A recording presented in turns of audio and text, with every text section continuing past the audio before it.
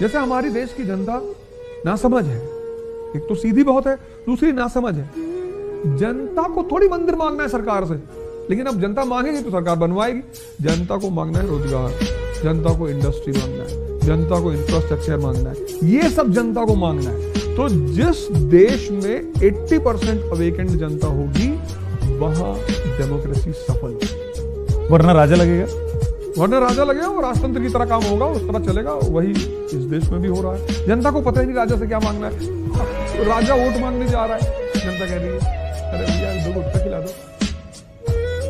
जो जनता गुटखा खा के किसी को वोट दे रही है, शराब पी के वोट दे, तो जो बेचारा पैसा खर्चा कर रहा है वोट शराब पिलाने में, गुटखा खिलाने में, खाना खिलाने में, मैं तो कहता हूं जब चुनाव हो तो किसी भी जनता को अपने नेता से कुछ भी नहीं खाना चाहिए। आपको चुनना है, स्वयंवर हो रहा है।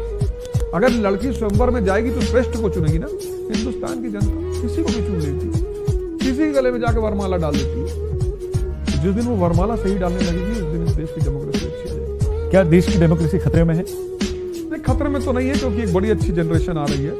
अभी जो लड़के हैं, जो प्रेजेंट जनरेशन 90s के बाद, खासकर 2000 के बाद जो जनरेशन लड़के आ रहे हैं, वो बड़े सेंसिटिव लड़के हैं, थोड़ा सा ज्यादा हाई फाई है, ब्लूटूथ टाइप के लड़के हैं और वाईफाई मोड में रहते हैं हमेशा, फंकी टाइप के हेलो हाई ये सब करते रहते हैं, लेकिन समझदार बहुत है। मैंने देखा सोचने की क्षमता अच्छी है, लॉजिक अच्छा कर लेते हैं, तो ठीक है, चीजें सुधरेंगी, बहुत सुधरेंगी। पैसा बहुत इंपॉर्टेंट है। पैसा इतना इंपॉर्टेंट है कि अगर आपके पास पैसा नहीं है तो आप दवा के बिना मर जाएंगे। तो पैसा बहुत इंपॉर्टेंट है, लेकिन पैसे को भर के रख लेना वो बुराई है। कुछ चीजें हम समझ नहीं पाते। जैसे एक वर्ग हमारे भारत में जो कहता है पैसा कुछ नहीं होता, भाई साहब हाथ की मैल है, दिखा निकाल के। जिसने कमाया उसको पता होता है पैसा कैसे आता है। पैसा आप कमाइए और उसको इन्वेस्ट करिए, रोटेट करिए कि आपकी वजह से 1000 लोग और कमा रहे हैं और खा रहे हैं, तो फिर पैसा बहुत प्यारी चीज है।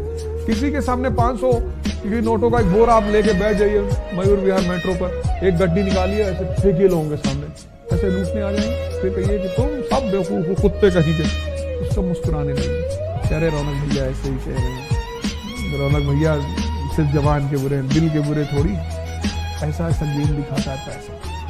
तो मैं अपने गांव जाता हूँ, सबको लगभग मैंने पैसे बांट रखे हैं। किसी को 5000, किसी को 2000, 4000, 3000 ऐसे दे रखे। शहर की बात कर रहा हूँ। जब वो लोग आते हैं बुलाता हूँ सबको, हाँ भाई आ जाओ, शाम को आ गए। अब मुझे पता है कि ये सुरेश एक आदमी मेरे घर के सामने रहता है, फैक्ट्री की चला, तो उसको तेंदुलकर बहुत पसंद है। मैं कहता हूँ सुरेश यार ये तेंदुलकर बहुत घटिया खिला लिया यार। हाँ भैया खेल ही नहीं पाता, उसको तो बल्ला ही पकड़ना नहीं आता। तो मुझे लगता है कि इसके दिल में दर्द हो रहा है, लेकिन उसको पता है कि अगर मैंने तेंदुलकर का सपोर्ट किया तो भैया अपना पैसा मांग लेंगे। तो पैसे का ये सब जादू जब मैं देखता हूँ तो मुझे बहुत अच्छा लगता है। इस शहर में कभी लोग मुझसे शादी करने के लिए नहीं तैयार थे, आज 50 में दूसरी शादी करने को तैयार है। तो पैसा इंपॉर्टेंट बहुत है, उसके महत्व को समझना चाहिए और कमाना चाहिए। और खूब पैसा, मेरा तो ज़्यादा टारगेट नहीं है, 1 लाख करोड़ का ही है, लेकिन तब भी रखना चाहिए।